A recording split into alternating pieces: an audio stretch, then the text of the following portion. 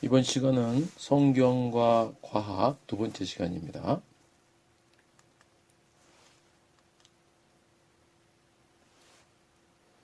욥기 28장 25절에 보면 바람의 무게를 정하시며 물의 분량을 정하시며 라는 말씀이 있습니다.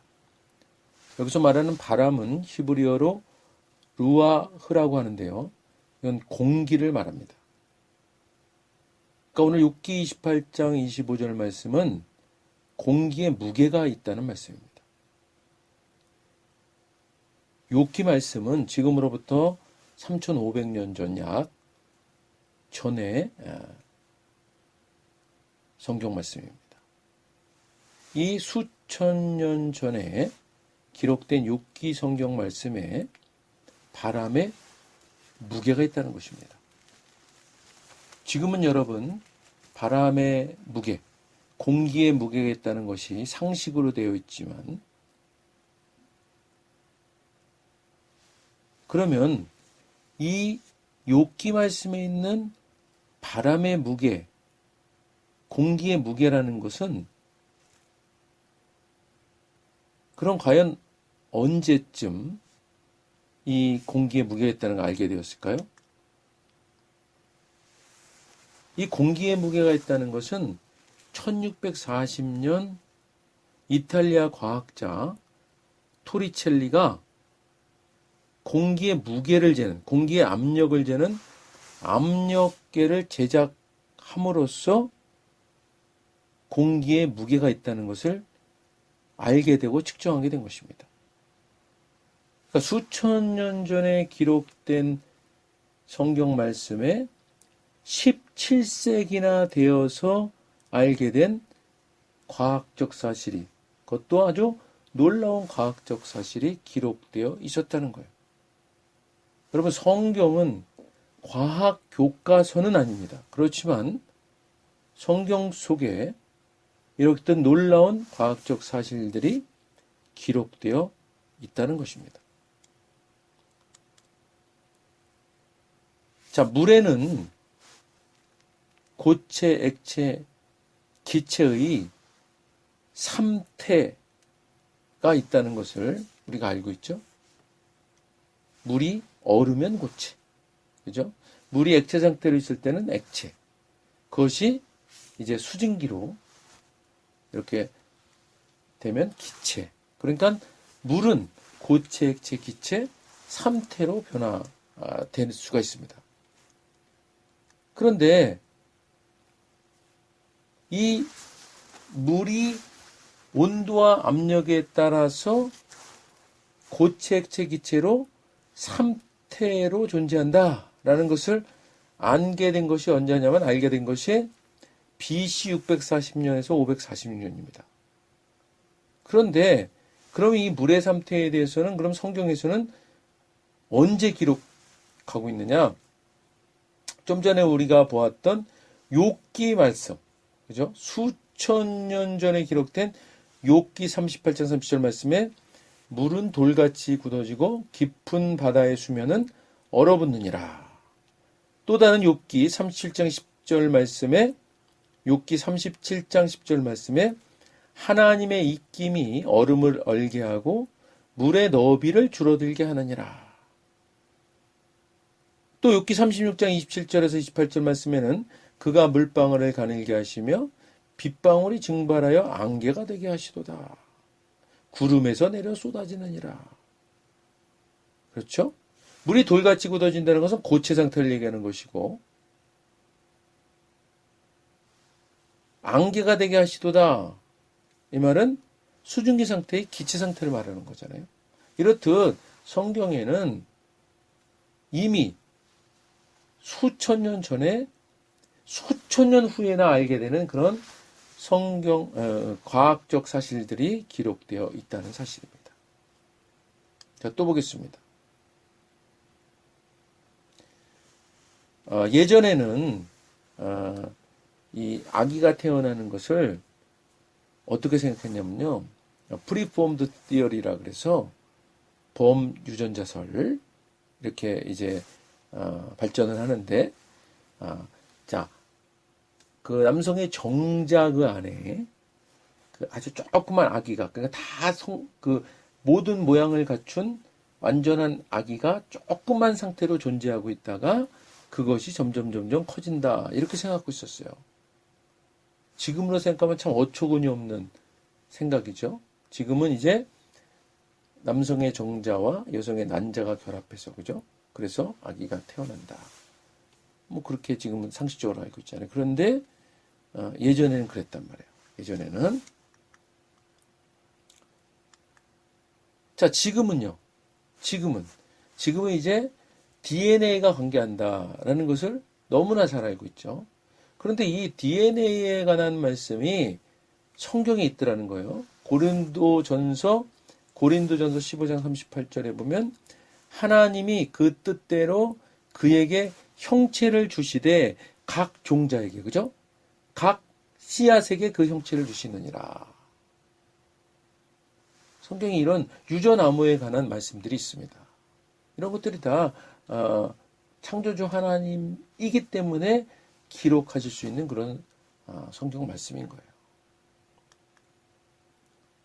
자, 예전에는 생명체의 기본 단위를 단백질이다라고 얘기했던 적이 있어요. 근데 지금은 이제 단백질 이전 단계, 그래서 더 들어가서 지금은 DNA가 이제 생명의 최초 단위로 시작된다. 이렇게 우리가 알고 있죠. 근데 이 DNA는 4개의 염기로 구성되어 있습니다. A, T, C, G. 그래서 이 A, T, C, G가 아주 정확하게 A는 T와 T는 A와 C는 G와 G는 C와 이렇게 그렇게만 붙게 돼 있어요. 이것이 서로 잘못 붙었다. 그러면요, 이 DNA는 또 리페어 기능이 있어요. 수선 기능. 그래서 그것이 자체적으로 수선을 해서 A와 T, T와 A, C와 G, G와 C만 붙게 되어 있습니다. 그래서 이렇게 DNA에 기록된 유전 정보가 핵에서 메신저 RNA, 정보 RNA의 모든 정보를 전달하여 세포질에서 리보솜에 의해 단백질을 합성하게 되어 있습니다. 이것이 이 단백질 생성 순서예요. 그러면서 이제 생명체가 이제 점점 발전하고 성장하고 유지되는 거죠. 자, 시편 139편 13절에 보면 주께서 내 내장을 지으시며 나의 모태에서 나를 만드셨나이다 라는 말씀이 있습니다. 이 내 내장에서라는 이 내장은 inmost being, 히브리어로 킬야라고 합니다. 신장을 의미하는데, 이렇듯 우리 안에 있는 모든 그 내장들은 모태에서 만들어졌다라고 성경은 말하고 있어요. 그러니까 아까 그 정자에서 만들어진다고 생각했던 그 프리폼드 티어리가 얼마나 과학과 벗어난 그런 생각이었냐 이거야. 성경은 이미 이렇게 모든 내장은 모태에서 만드신다라고 기록돼 있었던 거예요. 자, 또 시편 139편 16절에서는 내 형질이 이루어지기 전에 주의 눈이 보셨으며 나를 위하여 정한 날이 하루도 되기 전에 주의 책에 다 기록이 되었나이다. 자, 내 형질이라는 표현을 하고 있습니다. 내 형질이 이루어지기 전에. 그런데 이 형질이라는 히브리 언어가 갈람이라고 합니다. 갈람. 그런데 이 갈람이라는 이 뜻은 뚫뚫 말리다라는 뜻이에요. 뚫뚫 말리다. 자, 이 형질이 바로 지금의 생명과학 용어로 말하면 DNA를 얘기하는 거예요. DNA. 이 DNA가 뚫뚫 말리다라는 그런 표현을 시편에서 쓰게 된 거예요. 시편. 시편이 언제 기록된 말씀입니까? 이미 수천 년 전에 현대에 와서나 알 수 있는 DNA의 모습까지도 성경에 기록되어 있다는 거예요. 이 DNA가요, 실제 이 DNA 모습은 이렇게 뚫뚫 말린 구조, 그죠? 나선형, 이렇게 이중 나선형 구조로 돼 있다는 것이 지금은 이제 이미 전자현미경을 통해서 볼 수 있는 상태가 되었어요. 그런데 이런 현대에 와서 전자현미경을 통해서나 볼 수 있는 것들을 시편에서 이미 기록하고 있다는 거예요. 이건 뭐예요? 생명의 창조주이신 하나님만이 DNA를 보신 하나님만이 표현할 수 있는 성경 구절이라고 말할 수 있지 않겠습니까? 자, 창세기 3장 20절 말씀에는 아담이 그의 아내의 이름을 하와라 불렀으니 그는 모든 산자의 어미가 됨이더라 라고 기록되어 있습니다. 자, 모든 산자의 어미라는 것이 뭐예요? 모든 인류의 여자 조상은 하와다. 그렇게 말하고 있는 거잖아요. 그렇죠. 우리는 뭐 당연히 그걸 믿고 있습니다. 성경이 이렇게 말하고 있고. 그런데 이제 미국 워싱턴 주립대학의 과학자들이 이 성경 말씀을 믿고 연구하는 것이 아니라 그 과학자적인 그 기본적인 의문이죠. 도대체 이 인류의 그 첫 번째 여자 조상은 어떻게 누구일까? 뭐 이런 거 있잖아요. 그걸 가지고 조사를 했습니다. 연구했어요. 그런데 이 인류의 여자 조상을 연구할 수 있는 그 근거가 뭐냐?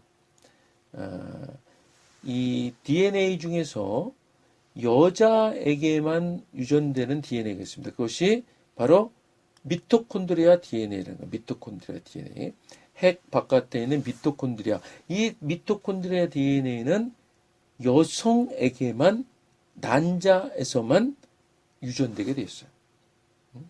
그러니까 이 미토콘드리아 DNA를 추적을 해서 올라가면 이제 인류의 조상을 추적해서 알 수 있는 그런 단서가 되는 겁니다. 그래서 이제 아시아에 있는 어떤 여자의 엄마의 엄마, 또 그 엄마, 또 그 엄마, 또 뭐 계속 올라가서 어떤 한 엄마를 찾고, 또 아프리카에 있는 어떤 엄마의 또 엄마 계속 올라가서 그 엄마의 최초 엄마를 찾고, 또 유럽에 있는 엄마의 엄마 계속해서 그 엄마를 찾고, 또 저 미주에 있는 하여튼 전 세계에 있는 그 많은 그 여성들의 그 모계를 추적해서 올라갔어요. 추적해서 역추적한 거죠. 계속 올라갔어요. 그래서 추적해 봤더니 그 인류의 모든 여성들의 그 어머니는 하나로 모아지더라는 거예요. 하나. 그래서 결국은 이 워싱턴 주립대학의 과학자들이 인류의 여자 조상은 한 여성으로부터 한 어머니로부터 시작되었다라고 그렇게 이제 결과를 발표했어요. 그래서 그때 그 워싱턴 주립대학의 과학자들이 올해의 과학자상을 수상했습니다. 과학적인 뭐 놀라운 발견이다 이거죠. 그런데 성경은 이미 뭐라고 써 있어요? 모든 산자의 어미가 하와 한 사람부터 시작되었다라고 성경은 이미 기록하고 있었다는 거예요. 자, 여자 조상은 단 한 명으로부터 시작되었다라는 것을 알게 되면서 이들이 이름을 붙였습니다. 이름을 뭐라고 붙였을까요? 아프리칸 이브라고 붙였어요. 성경에 있는 이브, 하와 이름을 따서 이브라고 붙이긴 했는데 아프리칸 이브. 왜 아프리칸 이브라 붙였냐면요. 아프리카의 어느 지역의 여성으로부터 시작되었다라고 생각한 거예요. 그리고 또 미토콘드리아 DNA를 추적해서 올라가서 밝혀냈다 그래서 미토콘드리아 이브라고도 명명했습니다.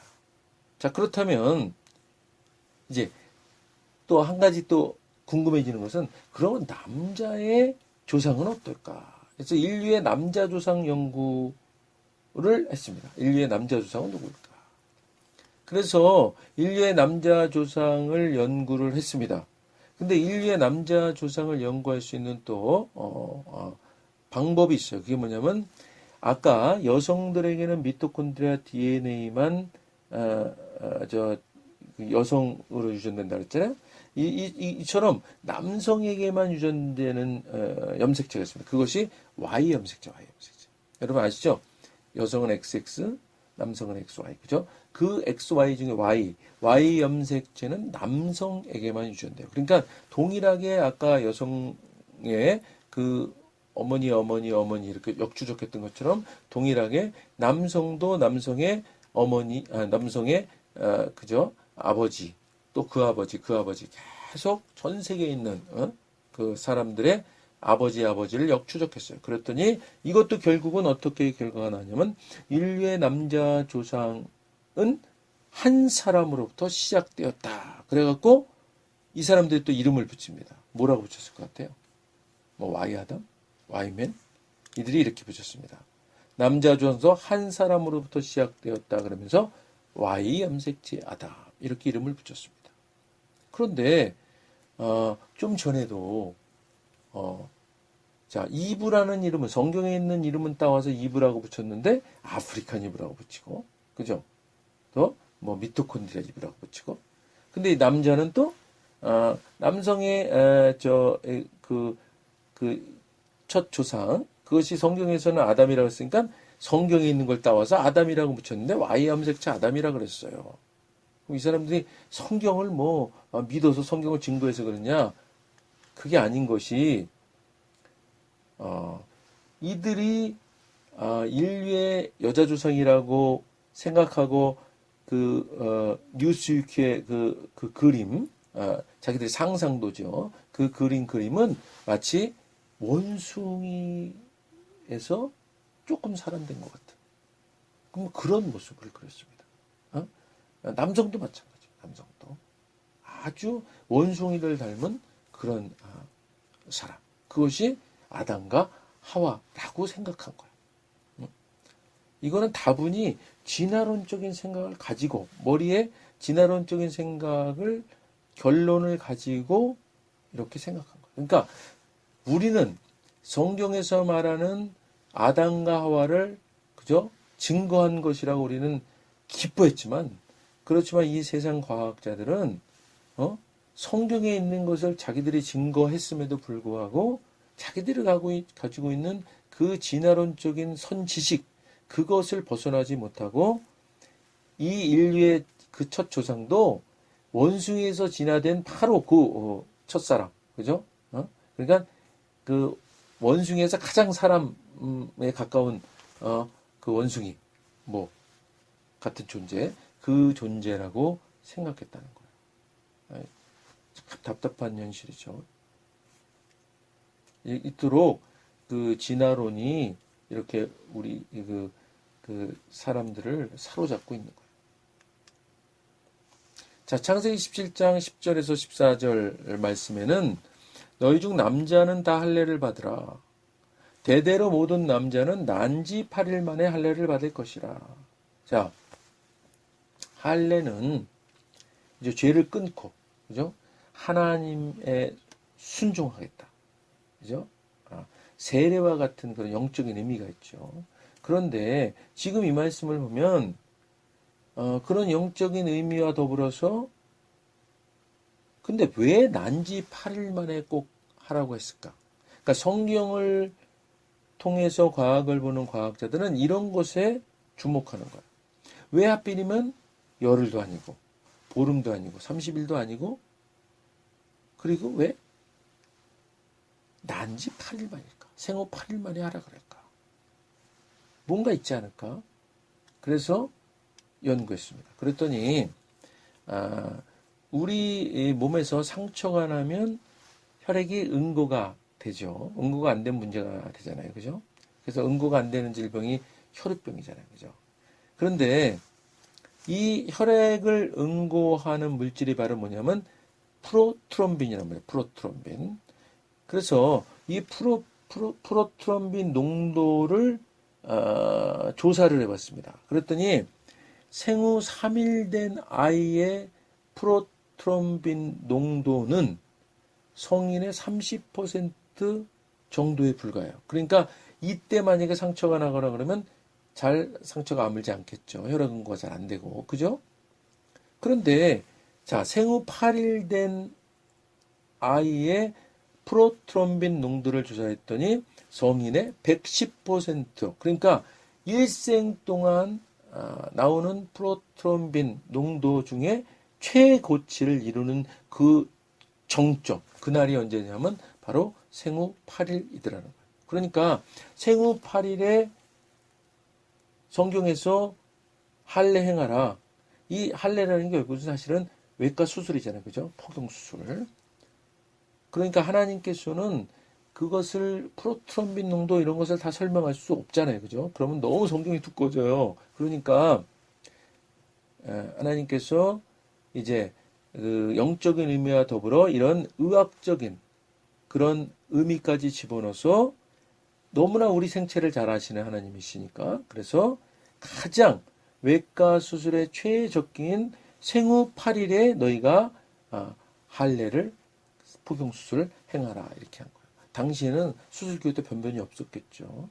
그러니까 이 생후 8일에 하나님께서 그렇게 할례 행하라 그 말씀에 순종했던 그죠? 순종했던 사람들은 이제 상처도 덧나지도 않고 그죠? 혈액 응고도 아주 잘 되고 잘 아물고 했겠죠. 근데 그것을 꼭 왜 하나님은 8일째라 그래? 나는 8일째는 바빠.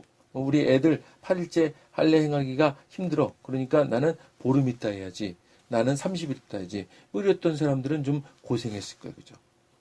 성경에는 이렇듯 영적인 의미와 더불어 이제 한참 지나서나 수천 년 지나서나 알 수 있는 그런 의학적인, 과학적인 그런 놀라운 사실들이 기록되어 있었다는 거예요. 이렇듯 이 프로트롬빈 농도도 이제 혈액 응고에 관계한다는 것을 알게 된 것은 1935년이래요. 그러니까 20세기나 들어서야 이제 혈액 응고에 프로트롬빈이 관계한다.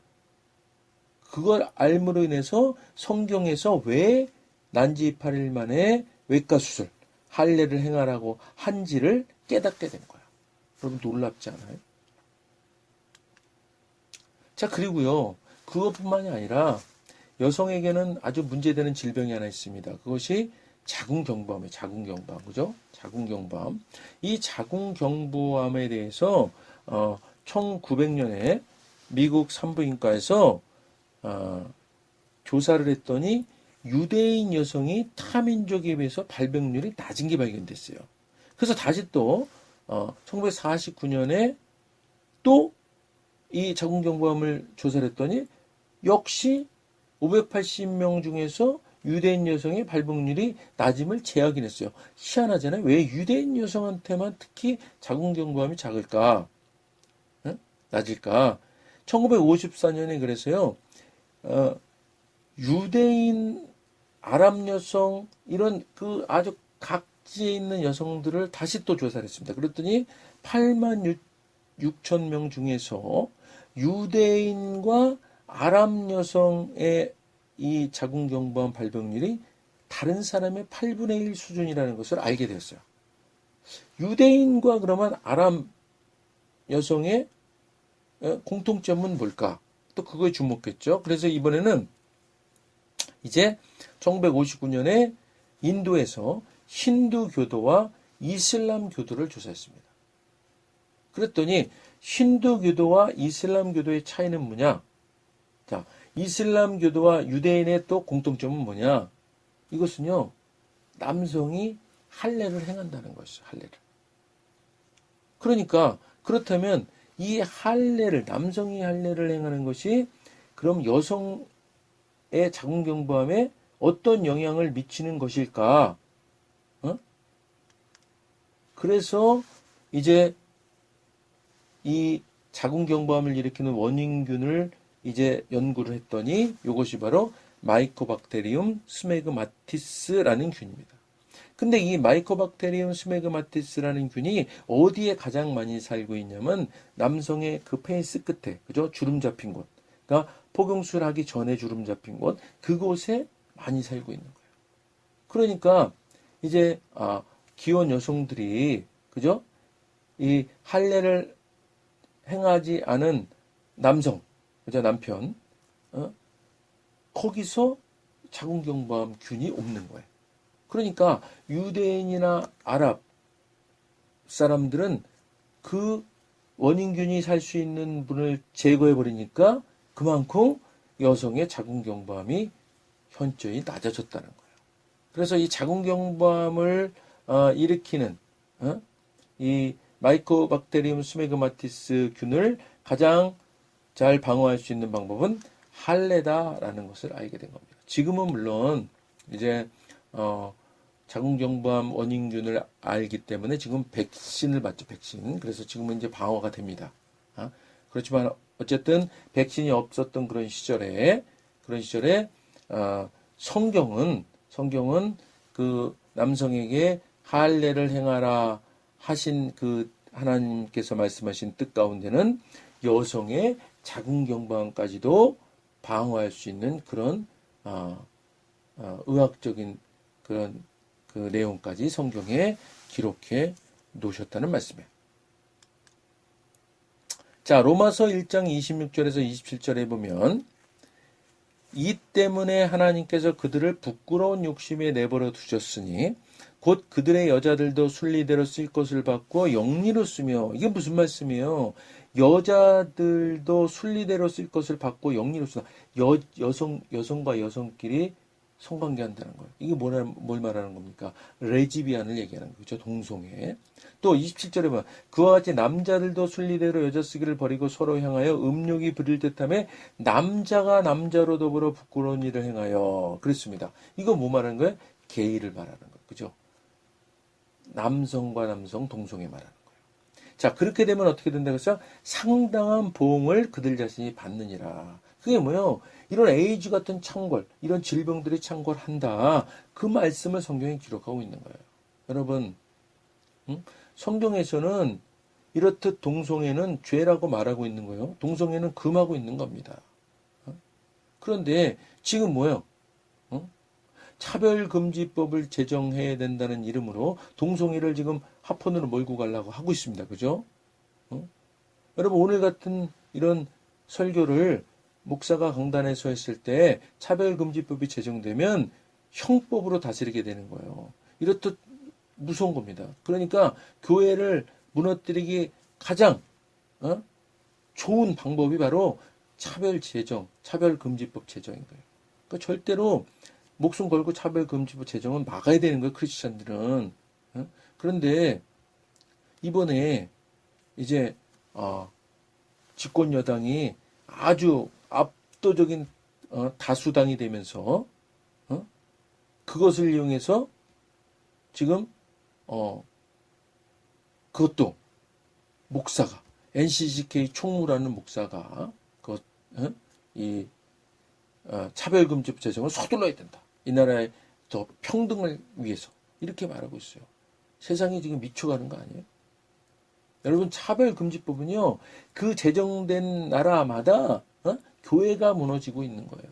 유럽이 그것 때문에 망했습니다. 미국도 그것 때문에 엄청나게 문제가 되고 있고. 근데 우리가 지금 그 전철을 또 밟고자 하는 거예요. 여러분, 깨어야 됩니다. 그래서 잘못된 것은 잘못됐다고 말하고, 그리고 우리가 순교의 각오로 이런 일들을 막아야 되는 거예요. 자, 욥기 38장 35절에 보면 네가 번개를 보내어 가게 하되 번개가 네게 우리가 여기 있나이다 하게 하겠느냐. 자, 이게 무슨 말씀이냐면요. 번개를 보내어 가게 하되 번개가 내가 우리가 여기 있나이다. 그건 뭐냐면 이것을 성경을 통해서 과학을 보는 과학자들은 번개가 뭔가 연락을 하는 수단으로 쓰였는 모양이네. 그러면서 번개를 연구했습니다. 이 번개를 연구한 분이 누구냐면 벤자민 프랭클린이라는 분이에요. 이분이 최초로 연을 이용해서 번개의 비밀을 알아냈습니다. 그래서요, 번개의 비밀을 알아내서 만든 것들이 우리가 다 지금 쓰고 있는 라디오, 마이크로웨이브, 텔레폰, 그죠? 레이저, 텔레그래프 이런 겁니다. 우리가 지금 들고 있는 스마트폰도요, 이분 아니었으면 우리가 들고 있을 수 없어요. 이게 다 뭐야? 성경을 전적으로 믿었던 과학자들이 이런 놀라운 인류의 업적을 남긴 거예요. 그리고 여러분 잘 알죠? 모울스, 그죠? 모울스 전신기. 이 모울스가 1837년에 전신기를 발명합니다.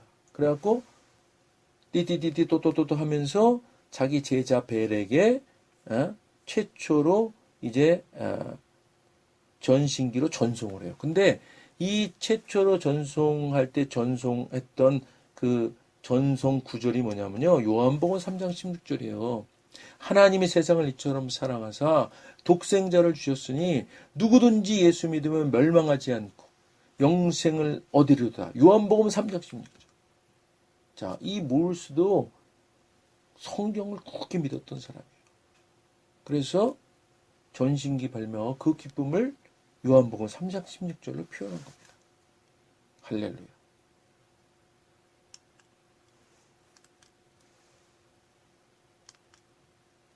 자, 예레미야 33장 22절에 보면 하늘의 만상은 셀 수 없으며 히브리서 11장 12절에 보면 하늘의 허다한 별, 이게 뭐예요?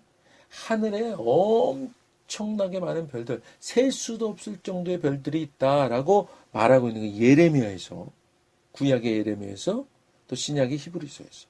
자, 그렇다면 지금은 이제 별들이, 하늘의 별들이 이렇게 무수히 많다라고 우리가 알고 있어요. 근데 그러면 이게 과연 언제 이렇게 알게 됐을까요? 여러분, 500년 전의 르네상스 시대만 해도요, 하늘의 별이 800에서 900개, 1000개 정도 있다. 관측되는 것이 그 정도 되니까 그 정도 별이 있을 것이라 생각했어요. 근데 500년 지난 2000년대 요즘은 별이 어느 정도 있다고 생각해요? 우리가 속한 은하계에 약 1000억 개의 별이 있을 것이다. 이렇게 말합니다. 그러면 이런 은하계는 그럼 우주에 몇 개나 있을까? 그런 은하계가 약 1000억 개 있을 것이다. 그럼 1000억 개 곱하기 1000억 개의 별이 있을 것이다. 이걸 뭐라 그래요? 이런 거를. 그냥 무수히 많다라고 표현하는 거죠. 이거 숫자로 어떻게 세요? 그러니까 성경, 벌써 수천 년 전 성경 기록에 하늘은 무수하게 많은 별들로 이루어졌다. 그랬어요. 근데 그것을 진짜로 그렇구나라고 한 것은 사실은 2000년대 들어와서. 그죠? 그렇게 많다라는 것을 알게 되는 이런 놀라운 일들이 성경에 기록되어 있다는 거예요.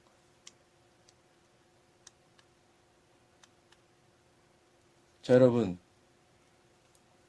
오늘 여러분에게 이제 성경 속에 있는 또 과학적 사실들을 지난 시간에 이어서 말씀드렸습니다. 자, 성경은 과학 교과서는 아닙니다. 그렇지만 성경에는 우리가 알지 못하고 있는, 지금도 알지 못하는 것들이 많다고 생각해요. 그런 과학적 사실들이 놀랍게 기록되어 있다. 왜 그러느냐? 과학도 하나님께서 창조하신 창조의 일부분이기 때문에 하나님께서 말씀해 놓으신 성경과 참과학, 그죠? 참과학은 정확히 일치할 수밖에 없는 것입니다. 그러니까 세상 과학이 지금 진화론적으로 그 베이스를 이루고 그것도 진화설인데, 진화가설인데 마치 이것이 증명된 과학처럼 여기고 그것을 전제하고 그리고 과학을 그죠 이렇게 그 발전시켜 나가는 그런 그 프로세스가 잘못된 거예요. 그러니까 우리는요 지금 이렇게 성경 속에 있는 과학들을 자꾸 말씀드리는 것은 진화론이 잘못 세우는 가설을 우리가 지금 그것을 이제 부정하는 그런 우리 증거들을 자꾸 제시하는 겁니다. 그러니까 여러분 그동안 학교에서 배웠던 것들을 우리가 이제 100% 다 그것이 팩트다. 그것이 과학적 사실로 증명된 것이다. 그런 생각에서 여러분 이제 마음을 이제 내려놓으셔야 돼. 그리고 이 강의를 계속 들으시면서 여러분들이 성경 속에서 말씀하시는 이 과학이 정말 진정한 과학과 너무나도 정확히 일치하고 있구나. 그러면서 이제 성경을 변증해 나가는 저와 여러분이 되기를 소망합니다.